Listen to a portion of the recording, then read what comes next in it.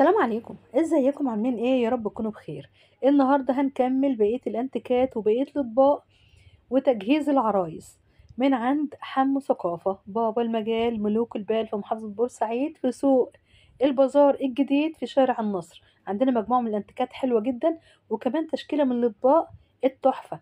عندنا طبق النتيجه، عندنا الاطباق الملكي، عندنا كمان طقومه العرايس، السيرفيس كامل، عندنا الشمعدان، عندنا الحاجات اللي بتتحط على الاسوار، الكريستالات، الكريستال الاصلي. كل ده موجود في سوق بلد بورسعيد. وكمان طبق الاميره ديانا هنشوف النهارده. تعليقات كتير قالوا لي دايما هاتلنا الحاجات الجديده اللي بتجيله اول باول، صوري عنده كل اسبوع عشان نشوف الحاجات الجديده عند بابا المجال اول باول عشان نبقى عارفين ايه اللي موجود عنده. لبت لكم طلبكم، وان شاء الله باذن الله كل اسبوع هننزل فيديو من الحاجات اللي موجوده عنده.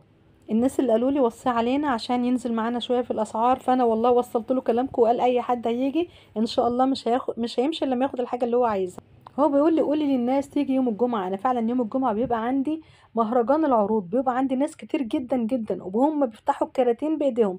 بنزل الكراتين وهم اللي بيفتحوا الكراتين بايديهم، اللي بيعجبهم بياخدوه واللي ما بيعجبهمش طبعا بيسيبوه.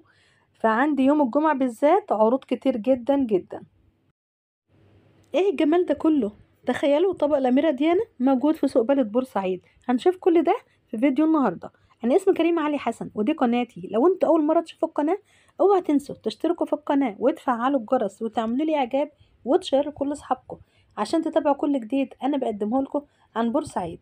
هو كمان بيقولك هنا إن احنا التجار بتيجي تاخد من عندنا، يعني بيجي يلموا من عنده شوية أنتيكات، طبعا بيديلهم بأسعار بقى مخفضة أو أسعار خاصة او زي ما بيتفق معاه بقى، ويروحوا يبيعوها. يعني هو كمان بيدي للتجار يا جماعة عشان تكونوا عارفين. شايفين كمية المجات اللي موجودة عنده دي؟ بجد كمية حلوة جدا، وعنده أسعار قلنا من أول 35 جنيه لغاية 150 جنيه. عجبك الحاجة هناك هتاخدي، ما عجبكيش اتفرجي وامشي. أنا واجبي زي ما قلتلك إن أنا بوريكي بس إيه الحاجات اللي موجودة عنده. تمام. بيوريني بقى كل الأنتيكات وكل الأطباق اللي موجودة. ودايما بقى يوريني ايه، بصوا بيوريني دايما يوريني انها مختومه كده، انها كلها انجليزي، كلها اصلي، ما هيش اي كلام، لا يعني كلها حاجات اصليه. مكون طقم اهو للعرايس، بصوا كم طبق، الكبير واللي فوقه واللي فوقه واللي فوقه، ده حوالي 18 قطعه. يعني العرايس بتروح تاخد الحاجه دي من هناك اللي هي ايه تجهز بيها، تقول لك الحاجه مش موجوده الا عندي انا بس، مش هتلاقي الطقم ده ولا الطبق ده في اي مكان تاني. عشان كده بيبقى مميز، انتيكات انتيك. بصوا بقى الكريستاليه دي دلوقتي هيخبط عليها ويسمعنا صوتها كمان. كريستال اصلي، بيقول لي دي اصلي يا جماعه، كريستالات دي اصلي. عشان كده هو بيخبط عليها وبيسمعكم الصوت بتاعها. الفازه دي عامله 150 جنيه. برضو كل ده مستورد وارد الخارج، انجلترا، انجليزي. شايفين الاطباق؟ كل ده هاند ميد. بص بورينا حاجات انها شغلها هاند ميد، بيقول لي انها هاند ميد ازاي، والناس تيجي وتمسك الحاجه وتمد ايدها. بصوا الطبق ده برضو مطبوع اهو من ورا. يعني كل الحاجة اللي موجودة عنده أصلي، فعشان كده هو مقدر حاجته براحته. يعني كل بياع أو كل محل بيقدر حاجته براحته، والزبون هو حر، الحكاية عرض وطلب. عجبتك الحاجة تمام. بصوا ده الملكة إليزابيث والملك فيليب. بصوا الاطباق دي بتتاخد انتيكات بقى، في ناس غاويه الانتيكات. يعني هو نفسه بيقول لي في ناس حابه تاخد الحاجات دي انها انتيكات موجوده عندها في البيت، بتحطها على ستاند كده ويبقى انتيكه. هو غاوي كده، بيحب الانتيكات، بياخدها كده انتيك. حد حابب بقى يستعمله براحته. عنده تشكيله كبيره، المجات عنده تشكيله حلوه قوي من المجات بصراحه عجباني. هو عمال كل شويه يجيب لي الاطباق، بيوريني الاطباق كل المقاسات يا جماعه. بيقول لي ده كان منه سيرفيس كامل، ويعني السرفيس كله طلع، وده قطعة فاضلة من سرفيس تاني، هي قطعة واحدة بس فاضلة. بص الطباسي برضو بيورينا انها مستوردة، دي للشوربة طبعا للخضار. في تشكيلة كبيرة.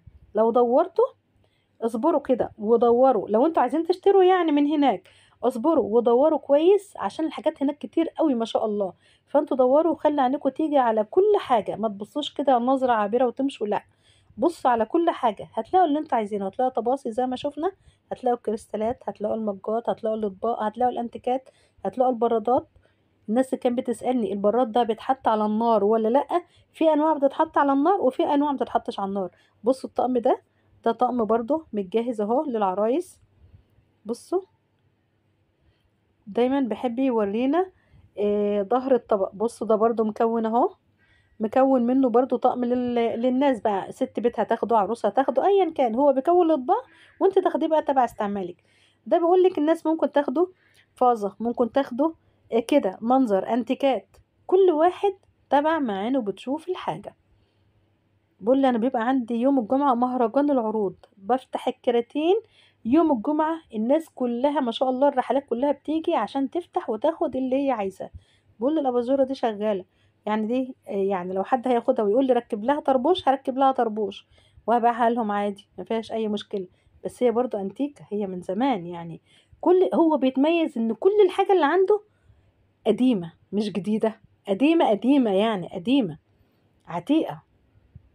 بصوا شايفين عنده كمية حلوة قوي. انا بصراحة بروح هناك بحب اتفرج على الحاجات. المجات، المجات تحف بجد، المجات عنده تحف. لو ممكن تكوني 6 مختلفين، كوني 6 مجات كده مختلفين هيبقوا مميزين جدا عندك في المطبخ، حتى ستات البيوت يعني احنا نفسنا نجيبهم دلوقتي. بصوا تشكيلة حلوة قوي بجد. بقول احنا كلنا هنا واقفين متدربين ان احنا بنساعد الناس.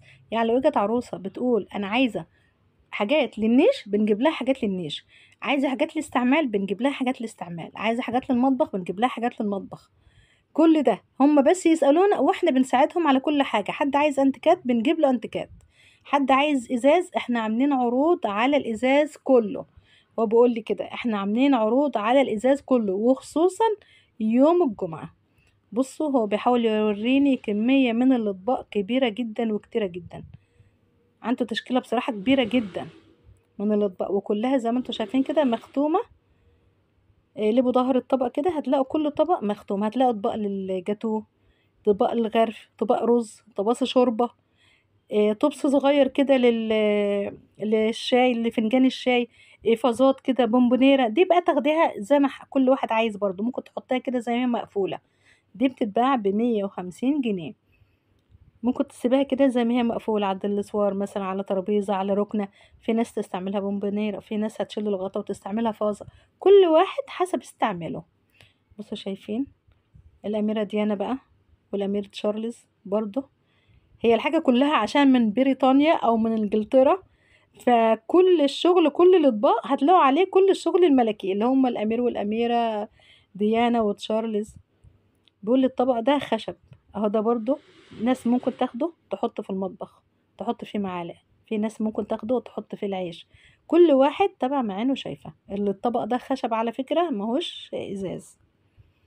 هو بيشرح له اهو وبعمل عروض تاني. بيقول لنا خلي بالكم يا جماعة انا عامل عروض برضو تاني هقول للناس التجار، التجار اللي عايزين يجوا ياخدوا الحاجة من عندي يجولي ياخدوا الحاجة من عندي. بس ما عنديش طبعا دليفري، مفيش حاجة اسمها دليفري في الحاجات دي. ليه؟ لان الحاجة متنوعة وقطعة واحدة بس، فكل اللي عايز حاجة يجي ياخدها بنفسه. بيقول لي انا بيبقى عندي العدليات، العدليات كبيرة، بيبقى عندي القوارب، بيبقى عندي الاطباق زي ما انت شايفة بكل اشكالها.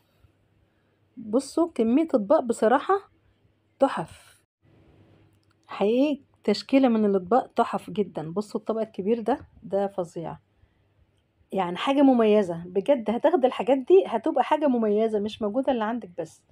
هو ده المميز الحلو اللي عنده. بقول لي فيه شغل كتير جدا عندي هاند ميد. يعني ده بيجي نفس الطبق ده بيجي منه طقم كامل سيرفيس كامل. طبعا بيبقى فيه حاجات مكسورة، نقوا برضو اللي انتوا عايزينه. ما بقولكيش خدي بقى الكرتونة على بعضها، لا، بقولك نقي اللي انت عايزاه وسيبي اللي انت برضو مش عايزاه. بصوا عمال يوريني كمية من الاطباق. بصوا جاتوه ماشي، ده طبس تحط بيه فنجان، تحط فيه مج. بصوا ده بقى اصلي، دي فعلا عجبتني قوي قوي قوي برضو. دي حاجة تحفة، دي تتحط كده على السفرة، هي بونبونيرة فاكهة تتحط كده انتيك كده. ده كريستال اصلي يا جماعة، كريستال اصلي. ده بيبيعها ب150 جنيه بالمناسبة. بصوا الاطباق عنده من اول 35 جنيه لغاية 100 جنيه. السعر متفاوت بقى في كل ده، 35 جنيه لغاية 100 جنيه. ممكن تلاقي حاجة ب50، ممكن تلاقي حاجة ب60، ممكن تلاقي حاجة ب100، ممكن تلاقي حاجة ب80. كل ده مختلف. بيقول لي ده صيني، ناس غاوية الحاجات التماثيل دي تاخدها تحطها كده. بصوا ده برضو كان تحفة قوي، الطبق ده برضو كان تحفة. يعني الناس تاخد ده تحط كده على ستاند، على دلسوار ولا حاجة تحفة. هو لو منه 2 دول يبقى 2 قصاد بعض كده على دلسوار برضو هيبقى حلو قوي بجد. عشان كده هي انتيكات. كل الحاجات اللي عنده دي، الاطباق اللي عنده والحاجات دي هي انتيكات، حاجات قديمة، فاللي بيروح لها بياخدها على انها انتيك. سعر غالي بقى او مش غالي، ده حاجة بتاعتكم بقى. غالي سيبوه وامشوا، يعني فاهمين؟ عجبكم خدوا فاصلوا معاه، اتكلموا معاه كده. هو بيقول لي مفيش حد بيجي يبص على حاجة وياخد حاجة الا وانا بديها له، ما بمشيش حد من غير ما ياخد الحاجة اللي هو عايزها. بيوريني كمية اطباق كبيرة جدا. بصوا شايفين برضو الطبق ده كله مرسوم، كله مرسوم. عنده كمية كبيرة قوي من الاطباق الصراحة المرسومة. شايفين الأميرة هنا أو الملكة إليزابيث. ده دليل على ان فعلا الاطباق دي كلها فعلا يعني انجلترا. بيقول لي التجار بالذات بييجوا يدوروا على الحاجات الانجليزي دي، هم عارفين انها لها سعر وعارفين ان هم بيعرفوا يبيعوها. انا بوزع لناس كتير هنا موجودة في بورسعيد، وكمان اي تاجر بياخدها ويسافر القاهرة عادي جدا. بصوا بقى الطبق النتيجة ده برضو عجبني جدا، من سنة 1979. كل شهور السنة مكتوبة جوه الطبق ده. يعني ده في اول السنة كده الواحد يجيبه. طبعا لو موجود بقى السنة دلوقتي 2025 عايزين الجديد، ويسيبه على ستاند كده ويعرف الايام من الطبق اللي موجود عندك ده على الستاند. كمية كبيرة كبيرة من الانتيكات ومن الاطباق ومن تجهيز العرايس، الكريستالات، المجات، الكاسات، الكوبايات، كل ده موجود عند حمو ثقافة بابا المجال ملوك البال في محافظة بورسعيد، سوق البازار الجديد في شارع النصر.